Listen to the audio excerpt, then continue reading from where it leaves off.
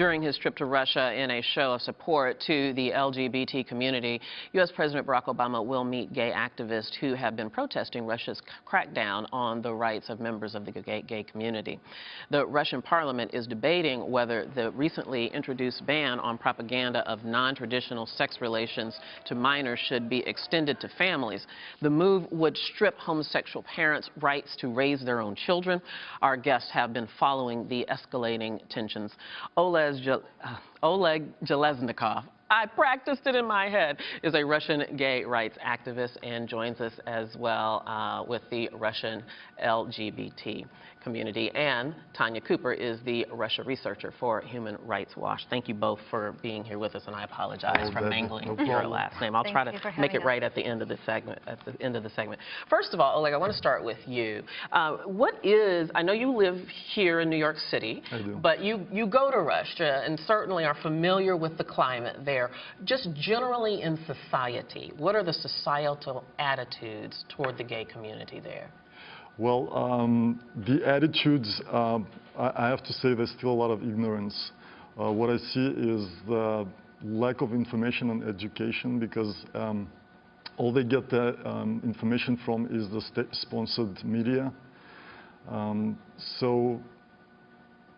Yeah, I would say people don't know a lot about, but there's certainly an elevated level of aggression in general and contempt towards gays. Have there been a lot of incidents of hate crimes and violence against members of the gay community? There's been quite a lot, and those are actually largely publicized. You can see footage of the demonstrations and you know, a couple of dozens of LGBT activists out there trying to protest and go out on the streets for their rights, and you have literally hundreds of, like a couple of hundreds of people there to, you know, throw stones at them. And you also have cases of abductions of a group of people who, some of them identify themselves as Nazi, and they have their pictures all over the internet openly,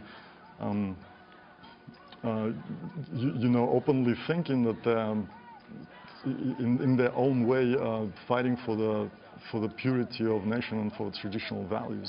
Tanya, I know that the Human Rights Watch has taken on as a cause to address this issue, the gay community, the LGBT community. How will you approach it? How do you approach this issue to raise awareness and lower ignorance, as Oleg just referred to?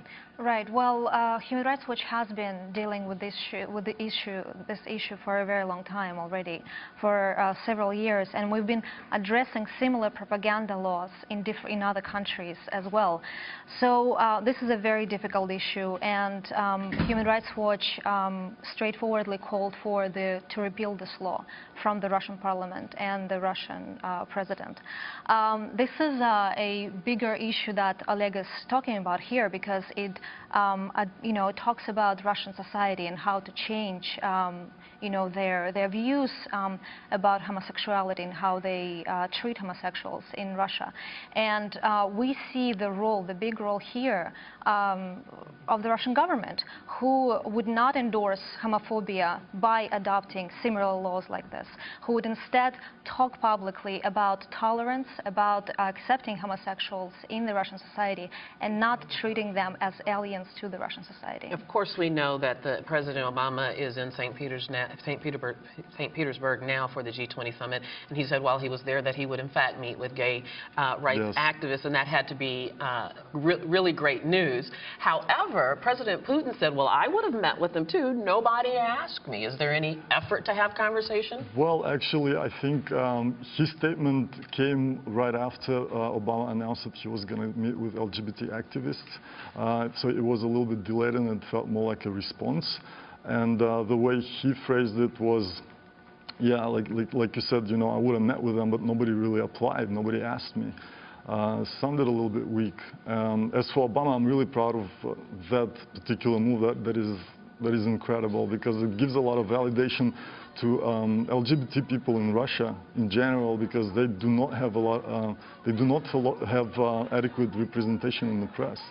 And on the other hand, it gives, you know, a lot of validation to everybody, all the gays all over the world, you know. you know, because it shows that this is an important issue for the President of the United States. Yeah, and speaking of which, this does raise the issue on an international scene because of the upcoming Olympics, and that makes it an opportune time to raise this conversation on an international level. I wonder, though, whether or not things will just go back to normal after the Olympics. He has said that he wouldn't enforce any policies, that people would be free to be the athletes would be free to be who they are, but might he not just regress back into these oppressive policies after the Olympics is over?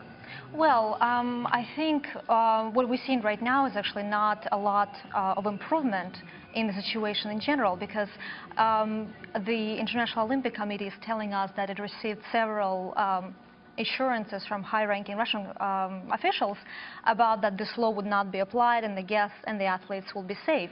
But at the same time, we see that other Russian officials are talking about the application of this law, no matter who they are, no matter what the time is. And as you actually mentioned at the beginning of the segment, we are seeing another draft law that further discriminates against the LGBT people in Russia. So I would just say that this is a prime time for everyone, for citizens and their governments, to call on the International Olympic Committee, on their governments, to address the situation, to speak very strongly against this discrimination. And I just wanted to add regarding the whole situation. I don't think that this is an improvement, because Russia has been caught in their own inconsistencies in the publicity, in their PR, because they issue one statement to the foreign press saying that we will not enforce the law, something like that, and then they turn around and issue another one in Russian saying, no, the law will be enforced. If you're welcome to come to the Olympics, but if you are caught on the streets holding hands or showing in any other way that you are gay, you will be jailed or deported from out of the country.